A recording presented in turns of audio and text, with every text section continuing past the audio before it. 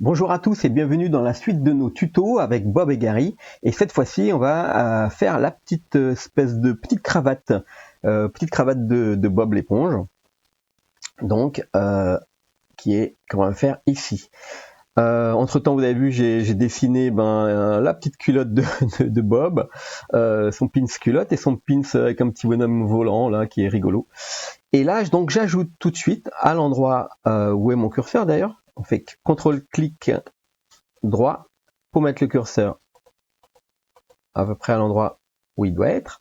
Et ensuite, on fait W pour passer en mode sélection normale. Alors là, je fais Shift A pour ajouter un mesh UV sphère. Alors de 20 ou de 16. Voilà, c'est pas trop besoin de détails. Je change sa taille. J'ai dans les aides ici pour l'endroit où il va être placé. Alors vu que ça va être caché à l'intérieur, je vais pas couper en deux, je vais le laisser comme ça. Alors j'agrandis ici, voilà, parce qu'il est un petit peu oblong comme ça, son shade smooth. On va regarder, voilà, une forme un peu comme ça. Et je vais tout de suite masquer le reste des objets. Donc pour ça, je vais dans l'outliner et je cache ma bibliothèque Bob et je rentre à l'intérieur ici. Alors là, je vais sélectionner le vertex d'en haut et le vertex d'en bas. Je fais S. Avec le Proportional Editing Tool, activer le haut. Et je fais S. Là, il y a trop. On réduit, et à peu près comme ça. Donc là, je vais quand même. Alors, j'ai fait clic droit pour pas valider. Hein. On va activer ici pour être en transparence, pour voir à travers. Donc là, vous voyez, à peu près comme ça, c'est pas mal. Et maintenant, alors on se remet en mode vue solide. Je vais prendre celui-là et celui-là. Je fais S. Voilà, pour faire l'arrondi ici. Ok. À partir de là, on va créer Shift A, Mesh, Plane. Dans la vue, je vais mettre dans la vue de face. Donc, par rapport à la vue que je regarde. Je fais S pour la taille. Je vais le déplacer. Je suis en mode objet. Hein, là. Et je vais me mettre comme ça. Et je vais créer, en extrudant cette partie-là, je vais faire une extrusion E, S. Alors, j'enlève le Proportional Editing Tool. S. Et je fais pareil ici. E. Peut-être agrandir ici, réduire ici, pour faire la forme du tissu. Donc maintenant, je prends l'ensemble et je fais, dans la vue de profil, une extrusion E vers le haut. Alors, si on n'est pas sûr du sens de la normale des faces, on peut sélectionner l'ensemble et faire Shift N. Et ici, vous voyez, il va vous recalculer les normales par rapport aux objets. Il va prendre la partie qui est convexe, donc extérieure, pour calculer le sens des normales, ou la partie concave, donc qui est fermée, pour faire le négatif des faces, et là, pour faire le positif des faces. Donc là, hop, CTRL N, et on fait le calcul. Donc je me remets ici en mode solide, et je vais lisser tout ça avec une subdivision de surface, CTRL 1. Voilà. Et là, vous voyez, je suis en mode shading ici. Okay. Vous voyez ici le trait là, c'est une arête.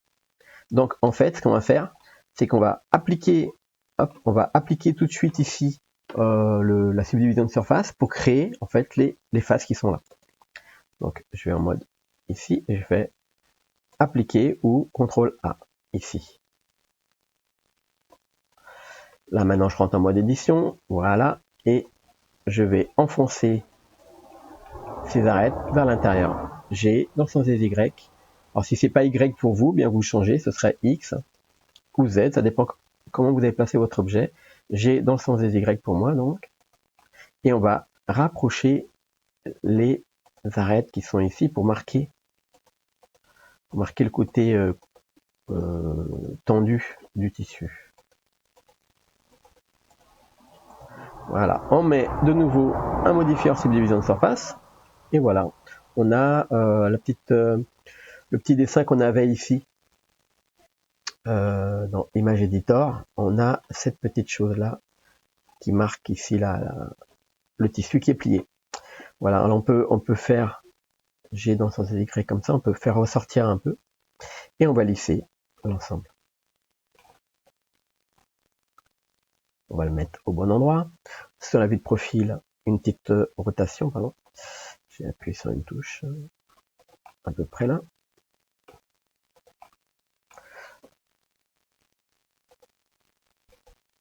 Comme ça, et Shift D pour dupliquer, R, on le déplace, et G dans les Y, pour le mettre derrière, S pour le réduire un petit peu,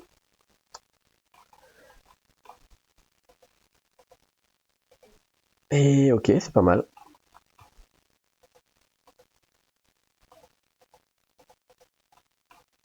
GY, celui-là, il y avait trop de... Voilà. Et on peut, alors du coup, on peut faire un petit peu comme ici, c'est-à-dire on active le Proportional Editing Tool avec la touche O, et on fait R, on va faire une petite rotation peut-être à partir de là, et G, pour faire une petite courbure comme ça, bon, très légère.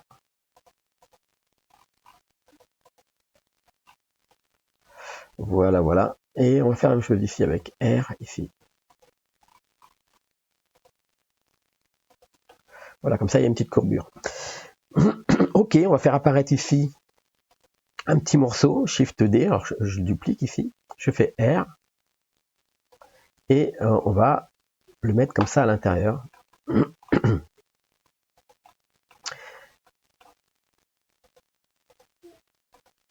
Deux fois R, S, ok. On va afficher de nouveau avec le Kleiner nos calques, hein, enfin nos bibliothèques. Et ok, c'est pas mal. On va agrandir un petit peu quand même cette partie-là. G, Z. Et maintenant, on va lui donner une matière. Alors, la matière que je vais prendre, en fait, je vais prendre une matière qui existait et je vais prendre et je vais la rendre unique. Donc, je vais prendre le short de Bob ici. Donc, j'ai écrit short en recherche et hop. Alors, on lui met la texture, le short de Bob, mais ici, vous voyez le nombre. Ici, vous voyez le nombre d'utilisations de cette texture. Je vais le rendre unique ici. Hop. Et donc maintenant, je vais changer son nom par mouchoir. Alors mouchoir, j'avais déjà fait 2 essais avant que ça bug. Donc c'est mouchoir 03, c'est pas grave. Donc ici, on a mouchoir. Et ici, alors on va prendre la même texture. Donc je vais prendre celle-ci. Je vais prendre ces deux objets qui n'ont pas encore de matière, je veux dire. Et je vais prendre celui-là et celui-là qui n'ont pas de matière. Et je vais prendre celui-là à la fin. Et je fais CTRL L vers matière. Donc maintenant, ils ont tous cette matière. Et donc vous voyez ici le nombre d'utilisations. Pardon. Le nombre. Alors j'ai pris les deux objets là, hop, hop, et j'ai fait ça, CTRL L vers matériel, hop. Et là maintenant on voit le nombre d'utilisations de cette matière. Alors on va regarder ce que ça donne. Alors on voit ici la texture qui était utilisée, celle-ci, pour le short. Eh bien on va juste, maintenant qu'elles sont devenues uniques, on va juste ici supprimer cette texture et on va changer les couleurs ici. Au lieu que ce soit jaune et orange, on va mettre un bleu et un bleu ciel. On attend un petit peu. On prend du temps. Et là, on va faire... Ah, il prend consentant. Ah oui, non. Parce qu'il faut que je remette... C'est bizarre quand même. Ah oui, il faut que je fasse CTRL SHIFT clic ici pour remettre le note de sortie ici. Je l'avais désactivé. Alors, ok, là c'est pas mal. Alors, on fait une petite rotation ici. On va faire une petite rotation comme ça ici. Hop, selon la vue. Hein. Voilà, c'est plus sympa. On va s'occuper de ça, donc je fais New. Et je vais l'appeler or, comme de l'or. Et je vais mettre une couleur déjà un peu jaune, comme ça, jaune or. et du métallique. Un petit peu de roughness comme ça. Le de réfraction, de la transmission, c'est une sorte de miroir. C'est un petit peu comme le roughness, mais en mode vous voyez, ça renvoie la lumière, quoi. On va le faire comme ça.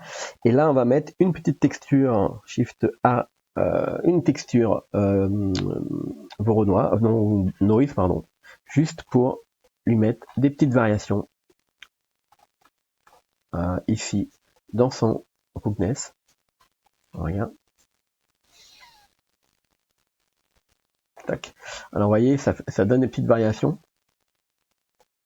Vous voyez, hop, hop. Ok. Voilà, c'est pas mal. Et comme ça brille pas pareil partout. Et on peut modifier ça avec une converteur color ramp. On va le faire briller ou lui donner plus de contraste. Vous voyez. Voilà, c'est pas mal. Et on peut même faire varier un petit peu sa couleur, toujours avec ce color ramp. Shift D. Et je vais le relier ici. Le relier à la couleur. Et je vais mettre par exemple une couleur ici. Un petit peu dans les rouges. Et ici, dans les jaunes.